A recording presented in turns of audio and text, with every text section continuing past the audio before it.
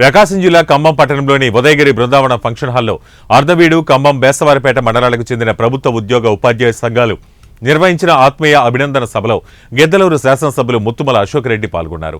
3 మండలాలకు చెందిన ఉద్యోగులు మేళతాళాలతో, పూలమాల, శాలువాతో ఘన స్వాగతం పలికారు. ఈ సందర్భంగా గత వైసీపీ పాలనలో ప్రభుత్వ ఉద్యోగులను నట్టేట ముంచారని, ఇచ్చిన హామీలను నెరవేర్చకపోగా ఉద్యోగులను ఇబ్బందులకు గురిచేసిన ఘనత జగన్మోహన్ రెడ్డి ప్రభుత్వానిదే అని ఫైర్ అయ్యారు.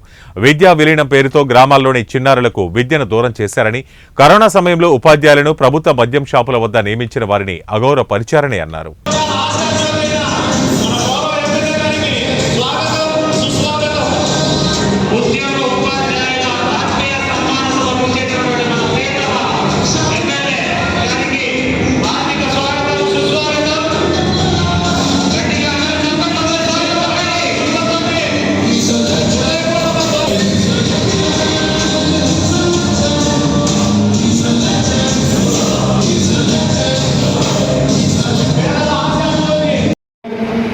ఉద్యోగ ఉపాధ్యాయ ఆత్మీయ బంధువులని, నా ఆత్మీయ బంధువులైనటువంటి మీరందరూ ఓట్లేసే పక్కన ఉన్నాయండి.